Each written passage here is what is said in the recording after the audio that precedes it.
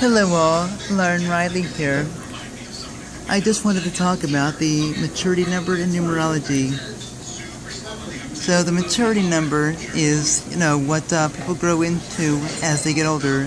You might see a glimpse of it in childhood, and as that person, gets older, more of that trait or the vibration of that number starts to come out.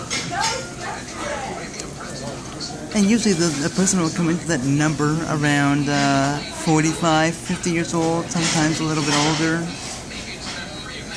I don't know, what's interesting about me is I have a maturity number that's also a karmic debt number. I've got the maturity number 167, and 167 is either all about either the ego being either too egotistical or not sharing your gift with others. And in my case, it's not sharing with my gift with others.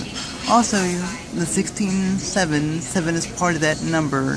So 7 is a lot like an inward about, psychic development, intuition, things of that nature. And so recently, about a year ago, I've started to develop my intuition and I guess quote-unquote psychic abilities. So I'm just coming into those gifts now. In addition to the main gift which I have, and that would be cerebral palsy. Most people see that as an obstacle, but a disability is not really an obstacle unless you see it as one. Certain things are harder, but then again, everybody in life, whatever you have or don't have, it doesn't have to be a clinical disability per se. Your life is harder than someone else's in one way or another. So I have to find out how to use my cerebral palsy in order to benefit mankind. There you go, Lauren. Thanks. You're welcome. Yeah, sorry about that. I know it's kind of crowded in here today. So anyway, back to the what I was saying. Whatever it is, I'm going through all the karmic stuff now, and then sometimes that can happen. But then again, the more karmic stuff you go through earlier in life, probably the better. I wouldn't say really the better. I guess the cleaner one's life will be later on. Why go through a midlife crisis at 45 or 50 and buy a big car or big house just to cover up something that you don't like when you've already cleared out your karma earlier in life, right? So I might not like my life the way it is right now, but I'll be thankful when I'm 50.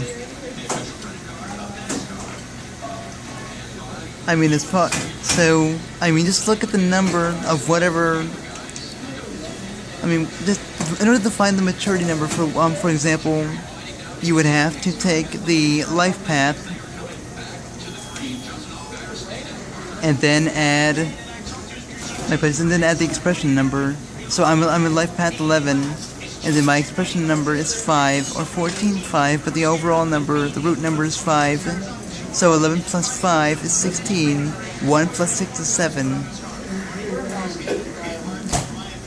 And as I discussed previously, the life pattern number is the date of birth, the month, day, and year.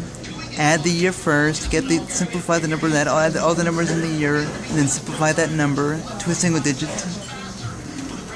Add the month together if it's not a single digit, then add the day together, and then add all three of those numbers, and then if it's a duplicate number, simplify, except when it's a math number of 11, 22, or 33. The expression number is found by taking all the letters of your name, adding all that up, and then simplifying that to one number.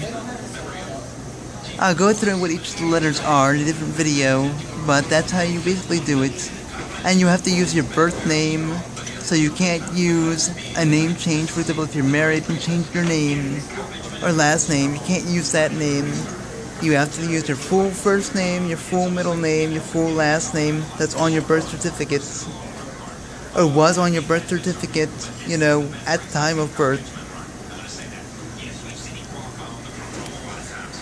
And so, that's pretty much the maturity number. Keep pushing forward and stay epic.